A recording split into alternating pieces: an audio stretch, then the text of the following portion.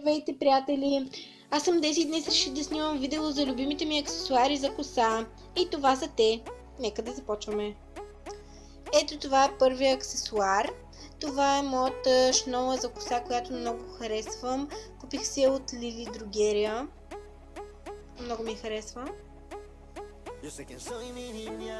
Ето я. Тя е... не се вижда много добре на камерата и е с светло-зелено и розово и леко бяло. Ето това е втория аксесуар, който много харесвам, също шнола. Малко е щупена тук, защото много я използвам.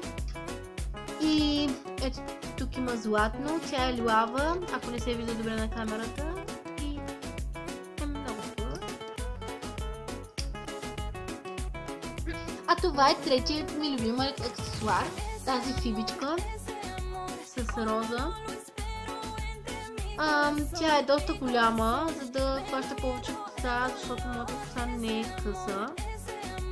И да. Ето това е следващия аксесуар, който е една от любимите ми диадеми за коса. И тук има иглички, които придържат косата, батона или каквото там. И да, много е хубава. Ето това е следващата диадема, която също много харесвам. Тя е лилава и е с панделка, ето тук. Много я харесвам, но не я ползвам много често. Има лилаво, тук има розово и това е така. Това беше от мен, дано ви е харесало.